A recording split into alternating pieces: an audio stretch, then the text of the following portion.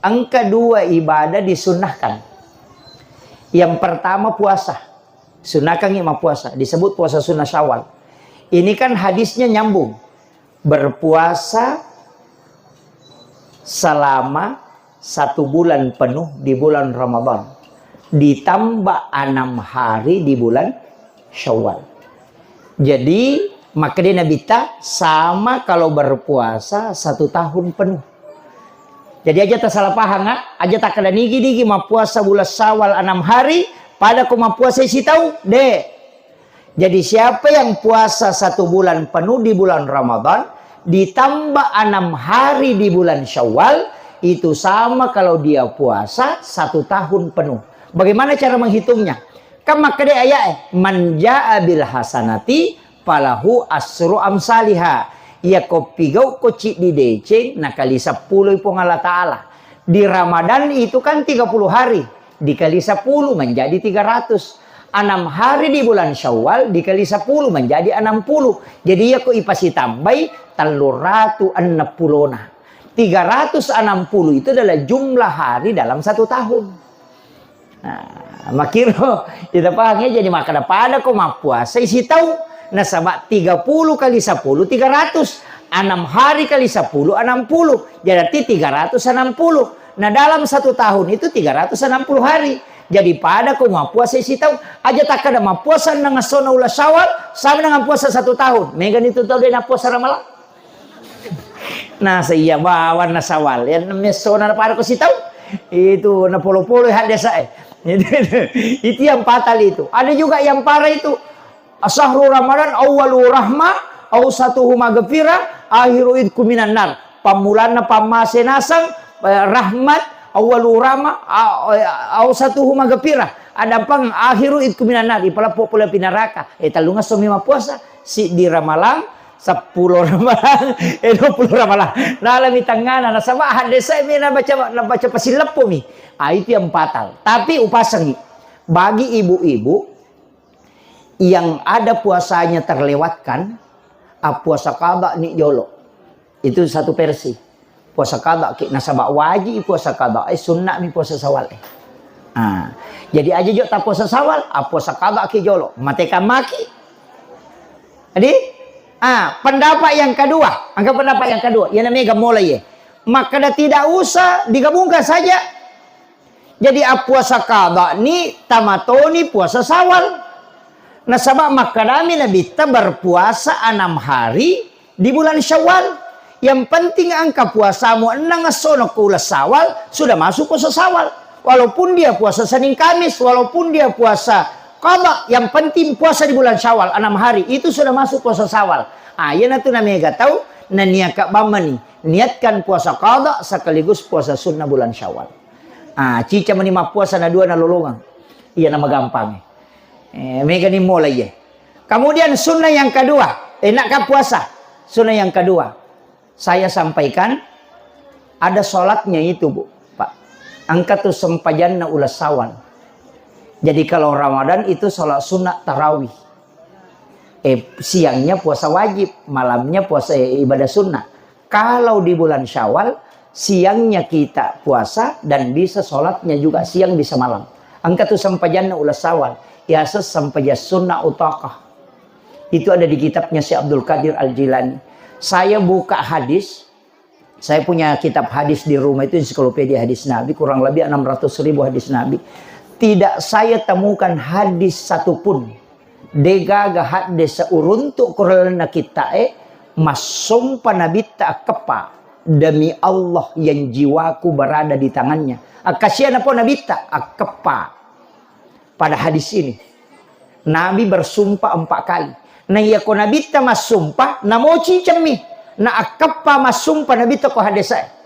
Siapa yang mengerjakan sholat ini kata Nabi, kemudian dia punya penyakit, maka pasti Allah akan menampakkan lai pitangi ya tu tahu niga tawad di buraiwi, dan bisa juga dinampakkan apa obatnya penyakitnya. Itu Nabi bersumpah. Itu sholat sunnah utakah. Yang kedua, masumpah Nabi tak, siapa yang mengerjakan sholat ini, maka diberikan hikmah pada lisannya. Ya kong ka anak tamelo mancaji pacarama tasuruh jamin. Kemudian apalagi hikmahnya, diberikan hikmah pada lisannya, kemudian agar nasa nabitta akan dibebaskan dari utang ketika dia punya utang. Maka dia itu pandrite penjelasan Nawitaro, dia tuh tahu sebelum meninggal utangnya akan lunas. Boleh jadi dia membayarnya atau boleh jadi orang memaafkannya. Ia kode gagal uka usahana ia rotonon riye minran halalakan inrana. Itu atas petunjuk. Angka ko kita na Imam Al-Qudamah Al-Mughni. Imam Al-Qudamah mau kiro kita pikir angka korona kisah kangi anak muda ko masere na kena kanker mata. Kalau setelahnya sekarang kanker mata itu sampai biji matanya sudah mau keluar. Degaga tabib, degaga dokter mulai Buraiwi. Tapi anak muda ini menemukan hadis ini di dalam kitabnya si Abdul Qadir Jilani, kemudian mengamalkan sholatnya.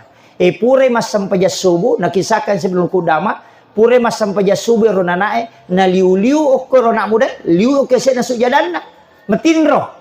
Di dalam mimpinya, tidurnya itu dia bermimpi, diludahi matanya. Ia micui matanya. Niga mamicui Imam Al-Qudamah. Dan Imam Al-Qudamah purana mas sampai subuh mengaji-ngaji kok bolana. Setelah membaca Al-Quran dia tertidur. Dan di dalam tidurnya dia mimpi didatangi Rasulullah. Dan Nabi kasih tahu, wahai Imam Al-Qudamah, ini ada anak muda di Mesir butuh untuk diobati. Maka ludahi matanya. Tapi Imam Al-Qudamah panipi, okumi leletinro ipitangnya anak muda. Dan Al-Qudamah meludahi. Dalam mimpi, dia nasi runtuk. Setelah anak muda ini bangun, dia usap matanya, ternyata sembuh. Mahkutana mana te koro kampungnya maka dan niga buraiko. Aga jawabannya Imam Al-Qudamah. Dia gak matepak karena jaraknya dari Mesir ke Imam Al-Qudamah itu ratusan kilometer. Dia mungkin itu topan rita yang kalau komainya. Setelah ditanya Imam Al-Qudamah aga jawabannya, maka dia ko iya to anak muda maka dia Buraiwi iya tongat tuh. Nah sebab menipi kak Buraiwi itu anak muda itu. Dan itu sembuh. Itu berkah sholat sunnah utaka. Iya. Tapi ulas sawal mini jama, ya nalaba ulas sawal, dia nama di jama. Kemudian yang ketiga, mas sumpai nabita. Ya ko angka tau lo sompa, lo masa padale, tau melo buka usaha, suruh jama ya sampajangi. Magai pasti lagi mudahkan aku Allah Ta'ala. Yang kakak tau melo lo sompa, suruh jok jama apa jokai. Atau mau buka usaha, tak suruh pamulai jolo isam pajangin apa buka usaha. Kemudian ada Nabi katakan dikasih maghfarah di setiap lafaz yang dia baca. Jadi caranya ijama wadding wattu duha, waddito wattu tahajud. Jadi ya komiki jama waddi wattu duha. Ini akan sekaligus sholat sunat duha. Arwarakanna. Cuma pengupuna kuluallahu akka 15 sirakannya. Tidak diganti surahnya. Rakaat pertama surah Al-Ikhlas 15 kali. Rakaat kedua Al-Ikhlas 15 kali. Puraki maberesala to makat de si malai makotoro kudu Allahu ke 15 sesudah Fatihah. Arwarakanna, jangan dikerjakan terpisah, dikerjakan sekaligus selama dari sebanyak 8 rakaat. Purai matu maberesal lengi, jangan merubah posisi duduk. Langsung kita baca tasabena. Subhanallahi wa bihamdihi subhanallahil azim akap itu 10. Jangan lebih, jangan kurang.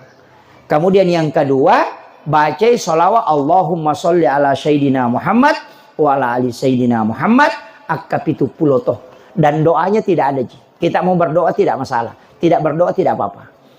Arwarakanna. Kerjakan walau hanya sekali di bulan Syawal. Jadi angka puasana tuh angka sampajannah. Ya ko puasana puasa sunnah Syawal. Ya ko sampajana sampaja sunnah utaka. Sana. Jadi kung ka anak tamelo. Ya palagi kung ka tau dia na lancar mak bicara ko mas sambutan. Suruh jam itu dimudahkan lisannya itu. Nabi mengatakan diberikan hikmah pada lidahnya sehingga dia tidak susah mengucapkan kebaikan dan hikmah. Itu pesannya Rasulullah. Dan Nabi bersumpah 4 kali. Makanya sholat ini penting saya wasiatkan. Saya kerjakan sholat ini Pak mulai di pesantren dulu. Sudah aliyah baru saya mulai kerjakan. Itu barakahnya luar biasa. Saya beberapa kali kena penyakit ada yang mengobati. Termasuk ada satu peristiwa yang sampai hari ini saya masih selalu berpikir.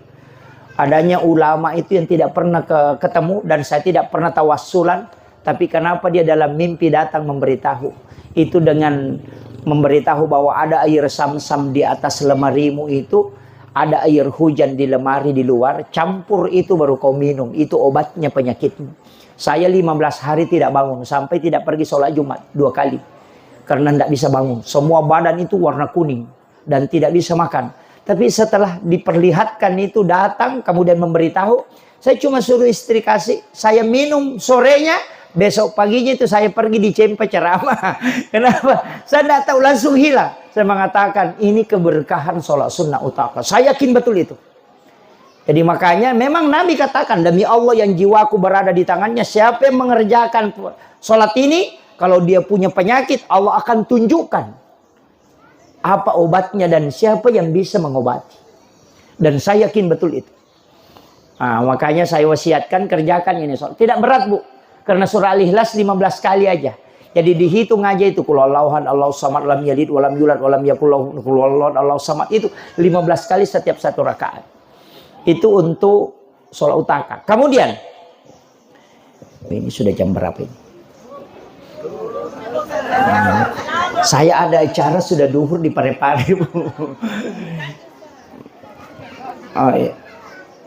Wah, ini sudah hampir jam 12. Kemudian ada disebutkan Rasulullah air Al-Quran. Ini yang penting juga. Dan ini bukan berkaitan bulan Islam, tapi ini berkaitan bulan Miladiyah. Ini kan bulan, sudah masuk April, Bu ya. Ini yang disebut Nabi bulan Nisan. April itu disebut Nisan. Nisan itu bulan 4. Jadi Januari, Februari, Maret, April. Jadi bukan bulan Islam ya. Bulan Nisan disebut dalam hadis. Nisan itu adalah bulan April. Sekarang sudah masuk. Jadi tunggu, pasti ada hujan itu. Tunggu kita beli wadah baru. Kalau tidak ada wadah baru, pakai baskom lama. Tapi belikan kantong plastik. Jadi nanti kalau hujan, tak ada langsung air hujan dari langit. Tak ada langsung. Jadi tidak melalui atap. Itu melalui langsung dari langit. Biar tidak banyak. Yang penting ditada langsung. Nanti kalau sudah ditada, tapi bulan 4. Itu hanya bulan 4. Lewat dari bulan 4 tidak bisa. Hanya bulan April yang disebut Nabi bulan Nisan. Inilah yang disebut dengan air Al-Quran. Jadi tada langsung dari langit. Kemudian ambil air itu didoakan. Sholat sunnah hajat 2 rakaat. Baru di dalam kamar yang tidak ada suara-suara. Kita doakan. Apa yang dibaca? Hafal ini. Surah Al-Ikhlas 70 kali. Al-Fatihah 70 kali. Al-Ikhlas 70 kali. Al-Falak 70 kali. An-Nas 70 kali. Al-Kafirun 70 kali. Dan ayat kursi 70 kali. Masing-masing 70 ya. Itu hadis itu. Kemudian air ini tadi diminum selama 7 hari kata Nabi. Setiap pagi dan sore. Ini fungsinya apa? Orang yang tidak punya keturunan kata Nabi itu bisa punya anak. Jadi kalau ada orang tidak punya keturunan suruh amalkan itu. Itu yang disebut air Al-Quran. Bahkan dalam riwayat itu disebutkan siapa yang berobat dengan air Al-Quran kemudian tidak sembuh. Berarti dia nagaga tawad di burai wilasanna. Kau tahu linomo. Itu. Jadi ipat timangnya ruwae. Dan saya sampaikan bagi yang tidak sakit minum. Ya rotau deh nama lasa tinungi. Namo si taggo mitinu jangan dipanaskan. Namo satu taggo mitinum pagi minum sore tapi selama 7 hari. Pitunga semua magai. Maka Nabi siapa yang meminumnya maka dia tidak akan kena penyakit besar hingga 1 tahun berikutnya. Dia akan naila sama raja letuk tau pemang. Itu janjinya Rasulullah. Ini makanya air Al-Quran ya. Maka dia Nabi orang yang tidak punya keturunan suruh minum. Makanya maka dia tahu pandrite penjelasannya angka 2 telu seperti Imam Kadim Al-Hafiz Al-Baghdadi itu agak nasang. Maka dia ia kominungi manipi komita anak bicu anak perempuan. Sapa kok anak makun rei mupiarai baru dikasih keturunan. Tapi ketika kau sudah meminumnya kemudian bermimpi melihat bayi laki-laki atau anak laki-laki datang, cari anak laki-laki kau pelihara baru dikasih keturunan.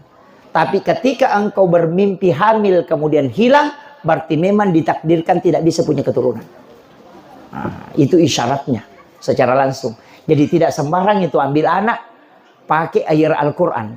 Itu magampamu ya kibua. Dan itu Pak Bu, saya kasih tahu. Keistimewaannya air Al-Quran. Namo tataro gangka 10 tahun itu tidak berlumut. Kelebihannya. Saya pernah simpan sampai 7 tahun itu tidak ada perubahan. Air galon itu kalau disimpan 3 bulan, angkana lumunah. Tapi kalau air Al-Quran itu lebih jernih daripada air aqua. Dan tidak akan berlumut walaupun sampai 10 tahun. Tidak berubah warnanya itu. Itu keistimewaannya air Al-Quran. Dan saya sering setiap tahun bikin. Cuma tidak pernah tinggal lama di rumah.